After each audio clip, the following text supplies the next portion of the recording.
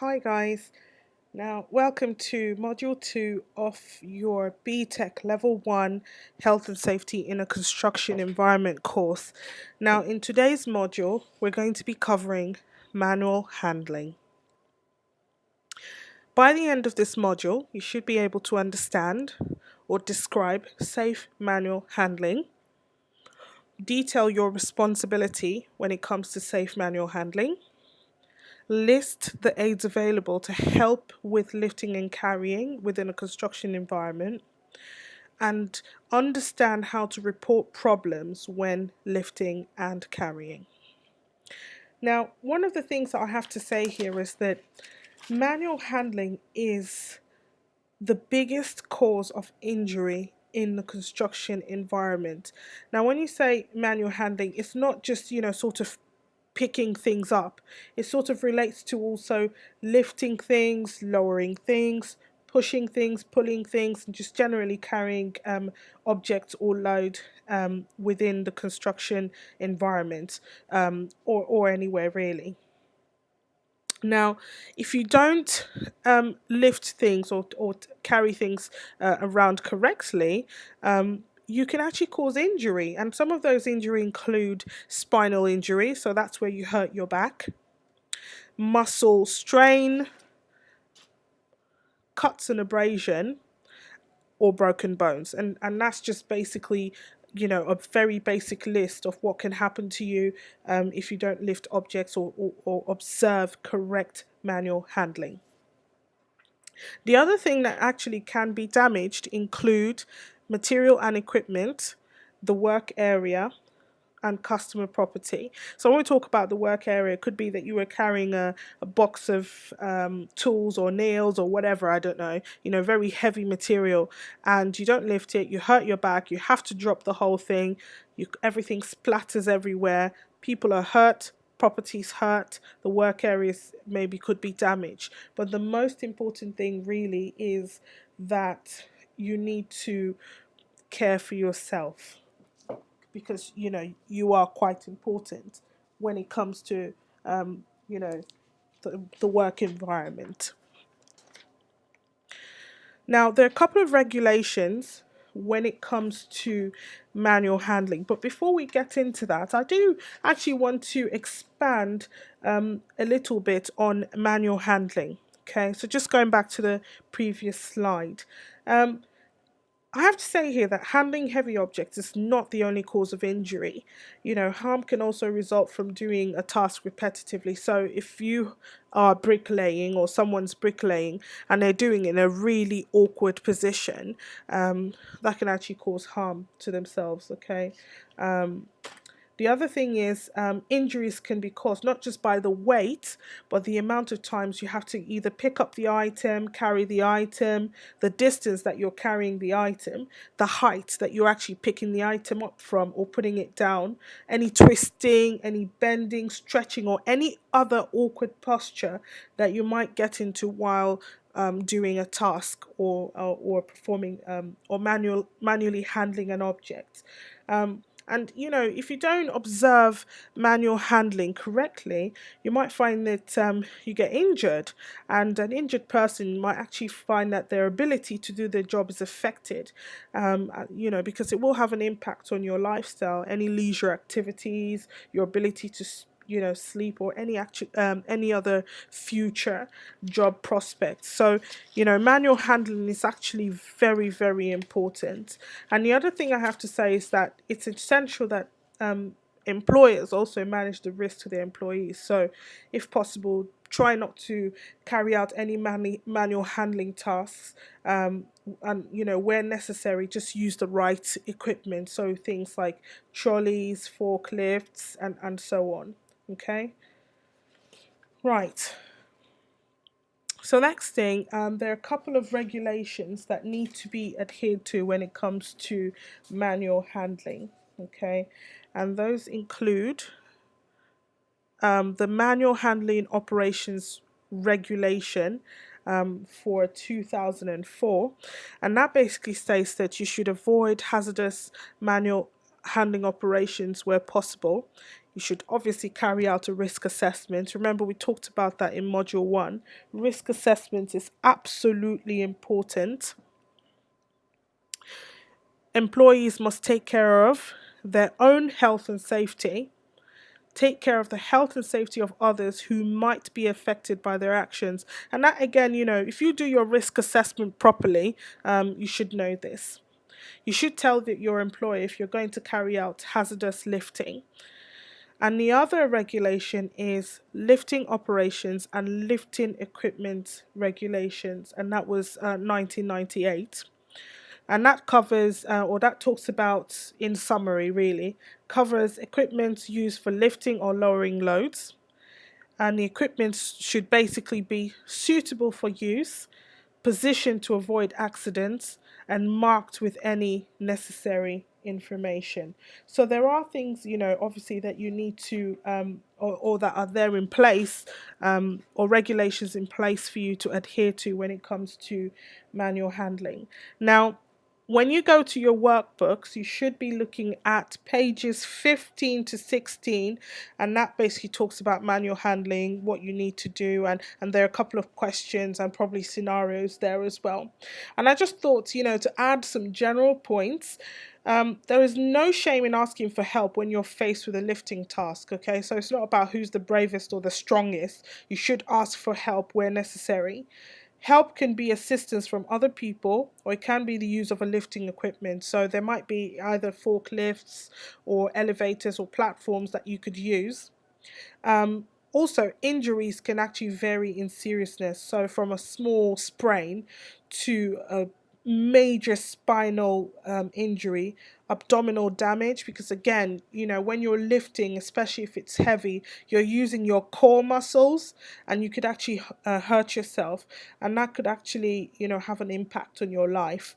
There are also risks to broken bones and any injuries that can be caused if you drop the heavy load. So that could be like, if you drop something on your feet, cuts you. So it could be that you've picked up an item, it's cut your hand, you've panicked, dropped it, broken a bone, sharp things. Oh my God, I don't even want to think about, the horror of what could happen if you don't observe safe manual handling. In extreme cases, manual handling accidents can actually be fatal. An example of that would be large objects being dropped or falling onto someone. Okay, so it is serious business, and it is something that has to be observed carefully. The other people can be injured by incorrect manual handling. For example, when you're carrying a long object such as length of wood or pipe, you have to be very careful. Again, this is risk assessment. Look around. Is there anyone around you? Can the pipes or the wood poking out sort of hurt somebody? So these are basically just some additional things for you to think about when it comes to manual handling. Now, over the next few slides, we will be looking at how to safely lift an object. I have to say here that some of us, myself including, I am guilty of sort of literally just bending down, not thinking about it, and just picking up an object. Okay, but there are safe ways of picking up heavy objects, or and also to add that some objects can be heavier than they look. Okay, so don't just think, oh, I'm going to pick it up. You actually have to assess things. So unsafe manual handling can cause accidents, and it can actually lead to permanent disability. So just think about that. So first things first, step one here, it says obviously you should check the object. Okay, you should look at it, maybe try to push it with your hand, or try sort of use your foot to just gauge how heavy it is. If it's heavy, you might need to ask someone to help you lift the object. Okay, it might need maybe one or more people lifting the object, so it is actually very good for you to observe. The other thing, step two, is to clear your path, to make sure you know, make sure that, where you're going to drop the object is clear. There's nothing in your way, nothing that could actually cause any slips, any trips, any falls. You're good to go. Okay. So, as part of the second step, you need to adopt a secure stance. So that's basically with your legs and shoulders width apart on either side of the object. You need to keep your back straight. That is absolutely important. Okay, keep your back straight. Then you bend your legs, um, and have a solid grip on the object. Okay, and then you begin to lift the object, extending your legs straight and keeping your back straight. It's very important to keep your back straight at all times. I've seen many people, myself included, not necessarily within a construction environment, but basically just picking up an object, not thinking about it, not keeping my back straight, and causing some serious harm. Okay, so it's absolutely important that you keep your back straight at all times. Now, the workbook, actually, pages 18 to 19, does include a practical assessment of manual handling. Okay, use these steps, I've also included the slides in your workbook as well, so do use these slides as a reference, but there's also a practical assessment of manual handling in your workbook. Next thing, obviously, once you've picked up your load, you move smoothly to your destination, and you need to keep the object close to your body. So it should be sort of waist height. Please do not run, okay, or sort of brisk walking to where you're going, because you could actually trip, fall, and harm yourself, okay? And when you get to where you're going, do the same thing as when you were picking up the load. So just basically, you know, observing a stance, your back straight, gently put the load down. Okay, but I cannot stress that it's absolutely important for you to keep your back straight and observe correct manual handling. And if you need any more information, please go through the slides. Okay, I've put them in your workbook. Protecting yourself. So you absolutely need to protect yourself. Okay, you need to protect yourself when you're lifting equipment. You need to follow the operating instructions for lifting equipment. You need to follow safety guide advice and guidance when using lifting equipment. And again, lifting equipment includes things like forklift trucks and so on and so forth. You need to have suitable personal protective equipment, or PPEs, worn at all times. And PPE includes your protective footwear, obviously very important when you're picking up a heavy load, or a box that's heavy. Protective gloves, and that could be, or that is basically to avoid any cuts, any bruises. You wear your hard hat, ear defenders where necessary, and your high vis jackets or waistcoats. Any respirators. These are just basically examples of PPE, PPE equipment, and any protective glasses or goggles. Okay. Now, one of the things I'm going to ask you guys to do is to also list any PPE that should be worn during manual handling. So just take out a piece of paper and list any PPE or personal protective equipment that should be worn during manual handling. Okay?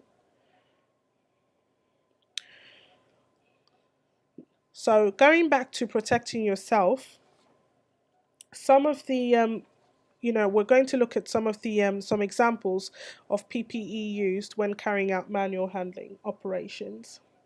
So you can see here, this lovely gent has some goggles on. He's got his protective gloves and his protective footwear. You can see here also that the gentleman here carrying out a task has also got his high-vis vest. He's got some goggles on, and is actually adopting also his footwear, and is actually adopting safe procedures when sort of carrying out manual handling operation.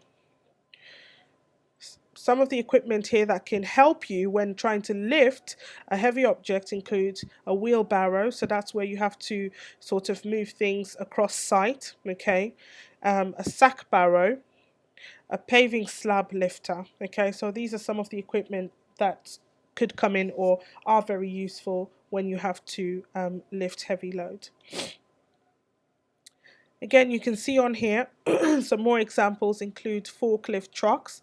These are also used, apart from construction sites, they're used in warehouses, and that's where you have to carry, a considerable amount of pallets across the site or across the warehouse, okay?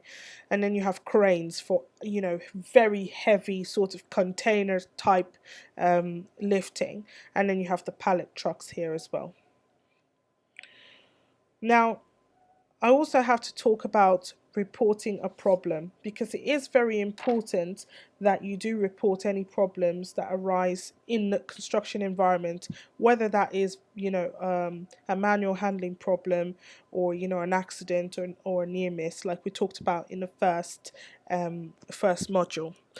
So don't ignore a health and safety problem, okay? Don't just think, remember what we said in the first module, which is as far as is practicably possible, do your best when it comes to health and safety. Okay, so don't ignore, don't think, oh, it's not my problem, I'm not going to, do it, because if it doesn't harm you, it could harm someone else. Okay, so don't ignore any health and safety problems. If there is a health and safety related problem, you need to speak to the employer or the person in control and try and sort out the issue. Okay, contact your work or safety representative. Sometimes it's, your the foreman or, the manager, the construction site manager. Okay, obviously where more serious, do contact your trade union or safety representative. For a more serious problem, obviously that would be reported to the health and safety executives or the HSE. Okay, and that's, where the employer has possibly, basically ignored that problem for a period of time, or if, there's a health and safety problem that results in someone being off work for 3 days or more. Okay, and if an accident takes place, the requirements of RIDDOR, remember we talked about that in Module 1, must be followed. Okay.